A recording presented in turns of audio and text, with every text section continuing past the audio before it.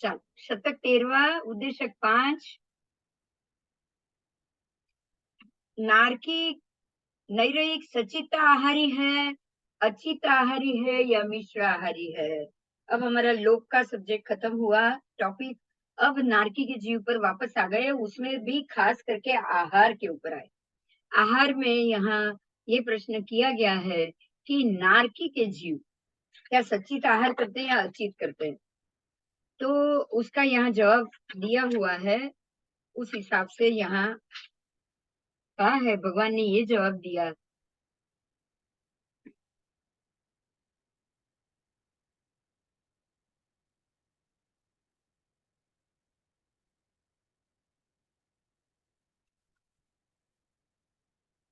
जवाब तो यहाँ नहीं लिखा है, क्योंकि वो आहार पद का प्रज्ञापना सूत्र में जाकर देख लेना, ऐसा जवाब दिए। इसलिए मैं अभी कुछ बताऊंगी नहीं, प्रज्ञापना में से इसका जवाब देखे। आओ, अब है उद्देशक 6। 24 दंडक की बात है यहाँ। तो इसके लिए हम देखेंगे उपपात। उद्देशक 13वां शतक, छठा उद्देश्य, उपपात। निरंतर उत्पत्ति और चवद। तो समय आदि के अंतर रहित नारकी के जीव अंतर सहित भी उत्पन्न होते हैं, निरंतर भी उत्पन्न होते हैं। असुर कुमार में भी वैसा ही है। ऐसा नहीं है कि ये कुछ समय बाद नियम कुछ घंटे बाद या ऐसे हो, ऐसा नहीं होगे, तब निरंतर भी होंगे, और नहीं तो कुछ ज्यादा ही समय के बाद भी होते हैं। उसमें कोई नियम नहीं। ठीक है, अब चमर चंचा आवास की बात की है। अभी भी लोक का ही संस्थान में आप चल रहे हो। लोक के संस्थान में आप जो हम कहते हैं, जो आजकल जो बात प्रवृत्त हो रही है कि 1800 योजन का ही तिर्यक लोक है और उसके बाद सीधी रत्न प्रभा नारकी है, उसका जवाब हमने बहुत तरीके से देखा कि ये पॉसिबल नहीं है। क्योंकि नीचे, जमीन के नीचे बहुत अनंत, ऐसे हम बोलेंगे खास करके, क्योंकि एक रज्जू को असंख्य योजन बोला जाता है, या उसको तो असंख्य योजन तक, क्योंकि नीचे आधा रज्जू तक तो अवकाशांतरी है, उसके बाद रत्न प्रभा। ये बात तो हमने पहले बहुत बार बता दिया। पर यहाँ यहाँ तुरंत जमीन के नीचे क्या है उसका पाठ आ रहा है, तो उसको ही वापस हम याद करेंगे। 900 योजन ऊपर और 900 योजन नीचे इतना ही तिरछा लो कि ये बात गलत है, इसको हमें यहाँ बहुत क्लियरली साबित कर लेनी। आओ, जम्बूद्वीप के मेरू पर्वत से असंख्य दक्षिण में तिरछा, अगर आप जाओ, तिरछा तिरछा का भी क्रॉस उतरना है, इतना याद रखना है। तिरछा हमेशा दादर होता है, बराबर। मैंने पहले भी बोला है, गोतिर तिरछा होता है। तिरछा ऐसा होता है, त्रासा, तिरछा का मतलब त्रासा। तिरछा का मतलब ऐसे सीधा जाना कभी नहीं आएगा। वो तिरछा का मतलब ऐसा आएगा, दादर उतरते हो ना आप, यहाँ से आप पर्वत उतरोगे तो तिरछा ही जाओगे, ढाल उतरोगे कि नहीं। मान लो कि दादर नहीं है और सीधा स्लोप है, तो स्लोप को क्या बोलोगे, तिरछा। स्लोप कैसा होता है, स्लोप कभी सीधा नहीं होता है, बराबर। मैदान सीधा होता है, मगर ढाल कैसा होगा, तिरछा। तो ऐसा ही होता है ना तिरछा, जो लवण समुद्र में गोतीर्थ कैसे मानोगे, ऐसा तिरछा मानोगे कि नहीं।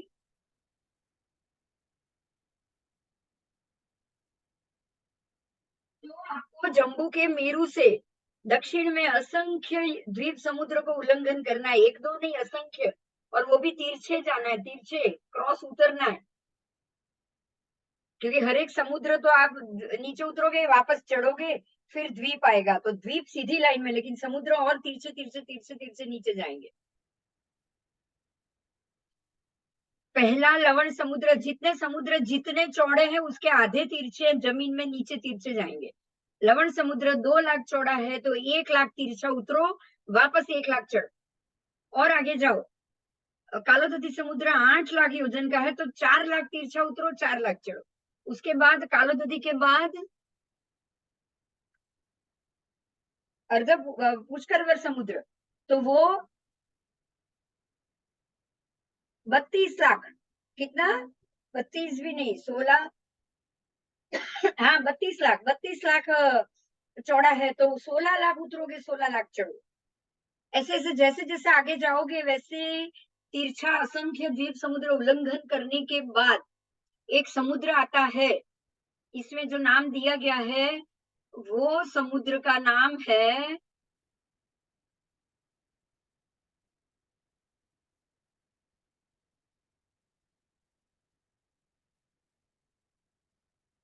अरुणवर समुद्र। और ये समुद्र के अंदर आपको किनारे से जब अंदर जाओगे तो कितना एरिया तक तिरछा उतरना है आपको पता है? 655 करोड़, 6 अबज 55 करोड़। ठीक है, 6 अबज 55 करोड़ 35 लाख 50 हजार योजन। इतना योजन जब आप तिरछा उतरोगे अरुणोदक समुद्र के अंदर, अरुणोदक समुद्र के अंदर तिरछा जाना है आपको इतना योजन। उसके बाद आपको एक पर्वत मिलेगा, वो पर्वत का नाम है तिगिच्छिकुट। वो तिगिच्छिकुट नाम का एक आवास पर्वत है और वहां पर एक राजधानी है, उसका नाम है चमरचंजा राजधानी। पर्वत का नाम भी चमरचंज। और उसकी परिधि जम्बूद्वीप जितनी 3,16,227 योजन, जम्बूद्वीप जितनी उसकी राजधानी की परिधि। और वो राजधानी से और आपको दक्षिण पश्चिम यानी कि नैऋत्य कोण में जाना है। देखो यहाँ पहले ये पर्वत आया, आप यहाँ से 655 आप जो उतरे समुद्र में उतरे वहां पर ये तिगिच्छिकूट आया, 655 अबज 35 लाख 50 हजार योजन। आप अंदर गए तब ये आपको यहाँ तिगिच्छिकूट मिला, फिर ये राजधानी मिली। और और उससे भी आगे और तिरछा जाने में आपको चमरचंचा नाम का आवास मिलेगा। और ये आवास 84,000 योजन लंबा चौड़ा है। एक आवास यानी महल है, बराबर। उसकी परिधि 2,65,632 योजन से अधिक है। चारों तरफ कोट बना हुआ है। और चमरचंचा आवास पर्वत पर, एक आवास पर्वत पर है ये आवास, बराबर। और ये आवास पर्वत पर असुरराज चमर इस तिगच्छिकूट के आवास पर्वत पर उत्पन्न होते हैं। ये उसका उत्पात का स्थान। क्या है ये? उपपात का स्थान। क्योंकि यहाँ पर कोई सभा नहीं उसकी, कोई सुधर्मा सभा नहीं, या ये कुछ नहीं है, या मात्र उसका महल है। और यहीं पे वो जो वहां पर क्या क्या है ये लिखा हुआ है कि यहाँ पर उसका बगीचा, नगर के निर्याण गृह, फिर विश्रांति स्थल, बगीचा में विश्रांति के लिए, नगर के बाहर विश्राम स्थल, फुआरा, फिर मनुष्य और स्त्रियों को क्रीड़ा के लिए, विश्राम के लिए, भ्रमण के लिए वहां जाते हैं। वहां जाकर बैठते हैं, उठते हैं, शयन करते हैं। मनुष्य कौन? जो लब्धि से वहां जा पाए उसी की बात है, हाँ, बाकी नहीं। नहीं तो यहाँ तो मनुष्य कहाँ से आएगा? ये तो असंख्य योजन बाहर है मनुष्य द्वीप के।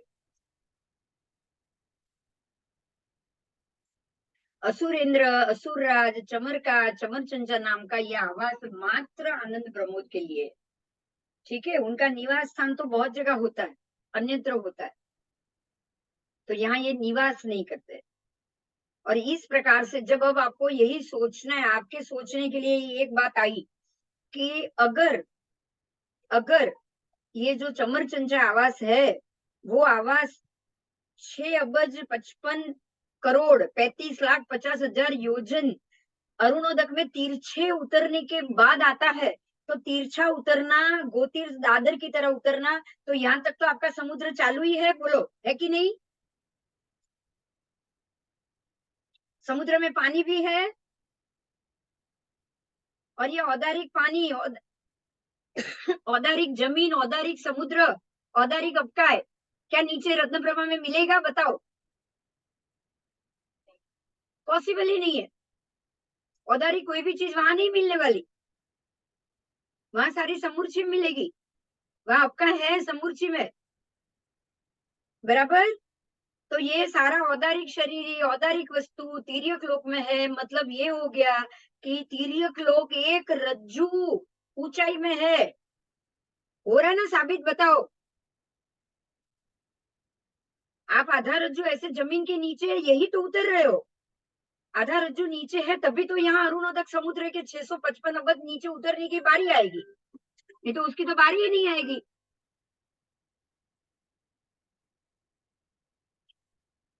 ठीक है। और ये उत्पाद पर्वत समुद्री किनारे से, अब यहाँ जो समुद्री किनारा है वहां से 42,000 योजन दूर, मतलब समुद्र के किनारे से 42,000 योजन आप अंदर जा रहे हो। वहां पे ये उत्पाद पर्वत, वहां से 6 करोड़ 6 अबज 55 करोड़ 35 लाख 50 हजार योजन और समुद्र में जा रहे हो, तब यहाँ उसकी राजधानी आई।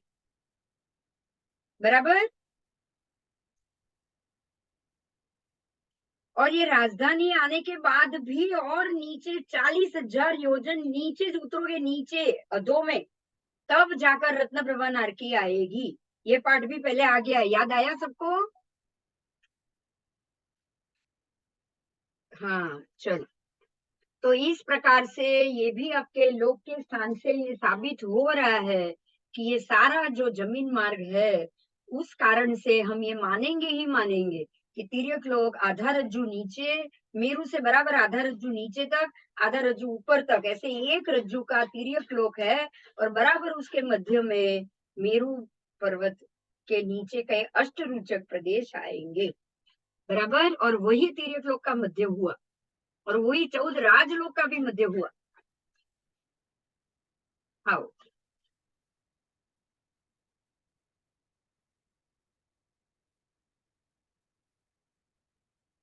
सिंधु सौवीर देश, ये हमने उसमें देख लिया। सिंधु सौवीर देश, ये जो सिंधु प्रदेश का एरिया है, सौवीर, और सौवीर नाम थे आदिनाथ भगवान के पुत्र का, और उनको जो राज्य मिला था उसका नाम पड़ा था सिंधु सौवीर। बराबर, याद आया? कल्पसूत्र में ये आ गया है। उसमें वीतिभय नाम का नगर, उस नगर के बाहर उत्तर पूर्व दिशा में मृगवन नाम का उद्यान था। सर्व ऋतुओं के पुष्पादिक से वो समृद्ध था। उसमें उदयन नाम का राजा था, और महाहिमवान मलय और मंदर पर्वत समान बड़वान और इंद्र समान वो श्रेष्ठ था। उस उदयन राजा की पद्मावती नाम की रानी थी। बराबर। और प्रभावती नाम की भी रानी थी। दो रानी थी, एक थी पद्मावती, एक थी प्रभावती। और प्रभावती रानी से उस राजा को अभिची नाम का एक कुमार जन्मा था।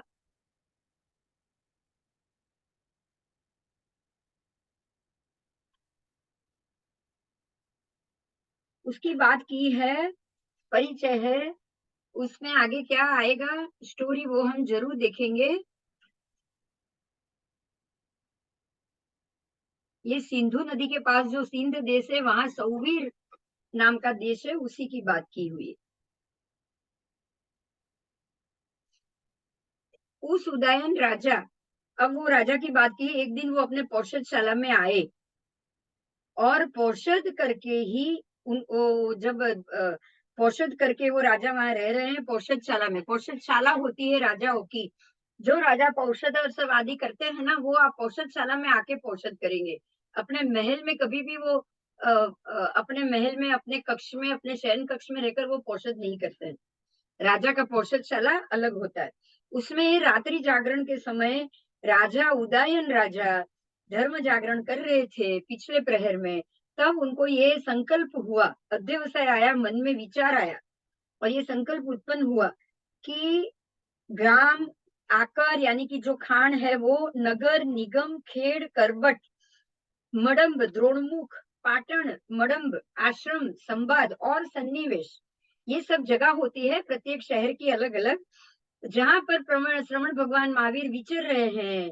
वो राजा, वो सेठ, वो सार्थवा धन्य है कि जो भगवान महावीर को वंदन करके उनकी परिउपासना करते हैं। ये समय प्रभु महावीर का था, और ये अपने राजा अपने पौषदशाला में बैठकर ये सोच रहे हैं कि जहाँ पर प्रभु विचर विचर रहे हैं, वहां के लोग कितने धन्य होंगे जो उनके दर्शन पा सकते हैं। बोलो, आप दूर हो, राजा हो, अपना राज छोड़ के जा नहीं सकते, भगवान यहाँ रह नहीं सकते, तो वो वहां बैठकर ही वंदन करेंगे कि नहीं? तो ऐसा सोचकर उन्होंने ऐसा सोचा कि अगर भगवान महावीर अनुक्रम से ग्रामानुग्राम विहार करते हुए यदि यहाँ पधारे और यदि यहाँ समो सरे, तो वो बाहर के मृगवन नाम के उद्यान में अगर वो स्थान ग्रहण करे, तो मैं श्रवण भगवान महावीर को वंदन करने के लिए जाऊं। ऐसा उनको संकल्प हुआ। अब राजा को ये संकल्प हुआ, परमात्मा तो केवली है, केवली भगवान है, तो उनको मालूम पड़ जाएगा कि नहीं बताओ? केवली भगवान को तो कोई भी याद करेगा, उनको पता चल जाएगा, चलेगा कि नहीं? हाँ, किसी के भी मन के संकल्प को केवली प्रभु जान लेते हैं। तो ये जानकर प्रभु महावीर चंपा नगरी के वो पूर्ण भद्र उद्यान में से निकले, भगवान इस तरफ आए। इनका ये संकल्प जानकर भगवान ने इस तरफ विहार किया। वहां से अनुक्रम से विचरते विचरते वो वित भय नगर में आए और वहां आकर वो जो बाहर जो मृगवन उद्यान था वहां पधारे। अब राजा को मालूम पड़ गया, उसने तो ऐसे खुशी हो गया कि अरे जो मैंने सोचा वो हुआ। मैंने सोचा ही था कि भगवान महावीर यहाँ आए और मैं उनके वंदन को जाऊं। तो जैसे ही भगवान आए, उन्होंने उदयन राजा बिल्कुल खुश हो गया। उन्होंने पूरे नगर को स्वच्छ कराया और सबको जाकर बोला कि आप सब प्रभु महावीर के वंदन के लिए मेरे साथ आओ और ऐसे भी आप जाते रहो, आते जाते रहो। तो ऐसा कहकर उन्होंने अब पूरे रसाले के साथ वो भगवान महावीर के दर्शन के लिए गए। परमात्मा का समसरण में वो आए, दर्शन किया, वंदन किया, वहां बैठे और प्रभु का उपदेश भी सुना। समसरण में तो देशना होती ही है, तो प्रभु की देशना हुई और धर्मोपदेश सुना, हृदय में धारण किया। हृदय में धारण किया इसलिए खास लिखा जाता है, क्यों? क्योंकि जैसे ही वो देशना सुनी, उनको भी दीक्षा वैराग्य लेने का विचार आया। अब आप देशना सुनो और वैराग्य का विचार है, तभी मानोगे ना कि ये हृदय में धारण किया है, बोलो। जैसे ही हृदय में धारण करोगे, उसी पे अमल करोगे, करोगे कि नहीं? उसी समय करोगे। तो इसलिए कहा गया है कि उन राजा ने उसको हृदय में धारण किया, तो जो भी उसी समय अमल करेगा उसको ही कहा जाएगा कि इसने ये बात हृदय में धारण की। बराबर। फिर राजा हर्षित हो गए, संतुष्ट हो गए, खड़े हो गए, भगवान को 3 बार प्रदक्षिणा दी और वंदन नमस्कार किया। भगवान को 3 बार प्रदक्षिणा दी जाती है। जब भी समोसरण में साक्षात प्रभु हो और वंदन करने जाओ, तो ये याद रखना है, परमात्मा को 3 प्रदक्षिणा देनी चाहिए। मंदिर में देता है ना, साक्षात भगवान, उनको तो खास देनी चाहिए।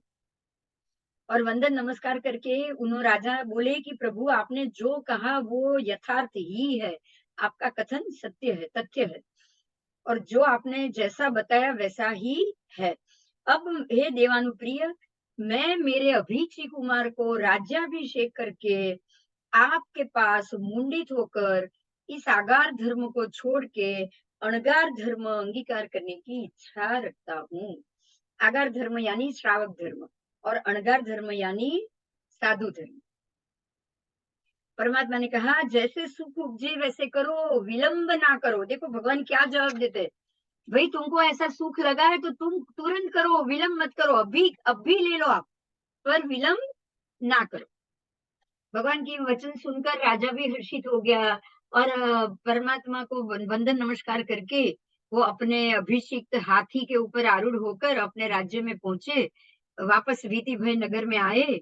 आने के बाद अभिची कुमार उनका एक ही पुत्र था और अभिची को उन्होंने राज्य पर स्थापित करके दीक्षा लेने का उन्होंने सोच लिया। अब उन्होंने ये सोचा, देखिए राजा ने क्या सोचा है।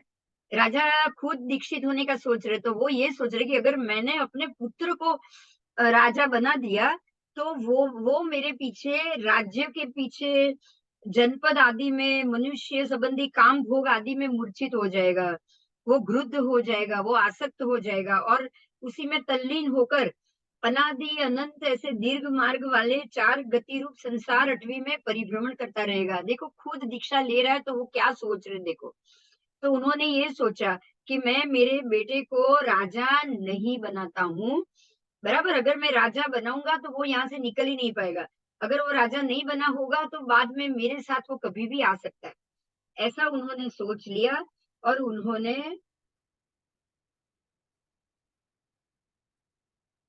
ऐसा विचार करने के बाद वो अपने महल में आए और पूर्वाभिमुख जाकर बैठे और उन्होंने अपने राज्य सेवकों को बुलाया।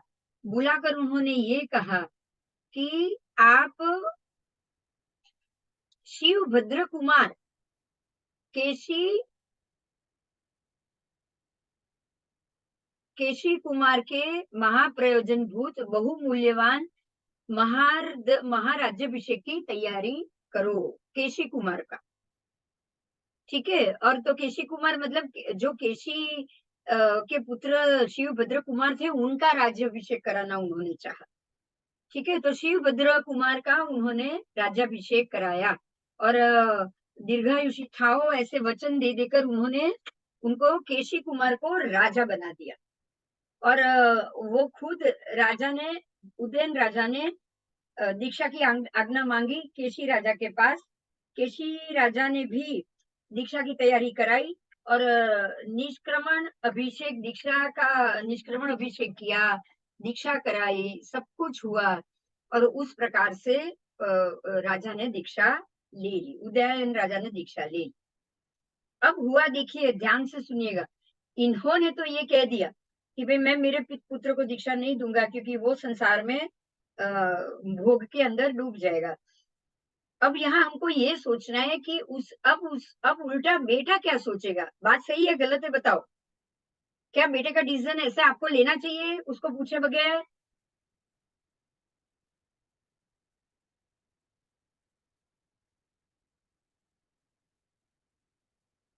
अब ये उन्होंने ये डिसीजन तो ले लिया, राजा ने तो ले लिया, ठीक है। और वो श्रमण बन गए और उन्होंने दीक्षा ले ली। अब जो अभिची कुमार थे वो क्या सोच रहे हैं, उनकी सोच में क्या आया उसको देखिए।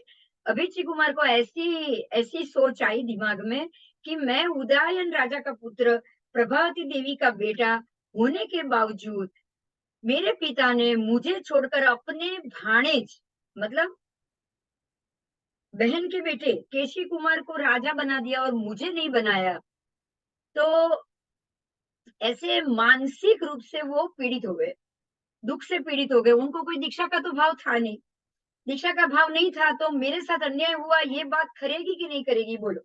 तो इतनी उनको खरनी लग गई अपनी ये बात कि मनोमन इतने दुखों से वो पीड़ित हो गए कि वो अपने अंतपुर परिवार सहित अपने जो भी सामान था, घर बकरी थी, अपने पति पत्नी जो भी अपने परिवार था, उन सबको लेकर वितभय नगरी से वो बाहर निकल गए और विहार करते करते चंपा नगरी आदि में आके वो वहां पर चंपा नगरी में जो कौणिक राजा थे उनके आश्रय में आकर रहने लगे।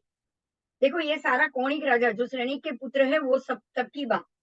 तो वो अब यहाँ से निकल गया है, केशी राजा है यहाँ पर, अब वहां से निकल कर वो कौणिक राजा के राज्य में आ गया और विपुल भोग सामग्री की तो उनके पास थी ही, वो था तो राजा का बेटा, तो सब चीज लेकर वहां आ गया।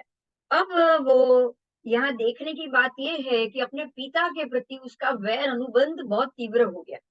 उसको बहुत गुस्सा आ रहा था कि मुझे मेरे पिता के कारण मेरा नगर, मेरा मेरा राज्य सब कुछ छोड़कर बाहर जाना पड़ा। मेरे पिता ने मेरे साथ बहुत बड़ा अन्याय किया हुआ है। अब आप सोचिए कि क्या हो रहा है, ये वैर अनुबंध तो बंध गया है।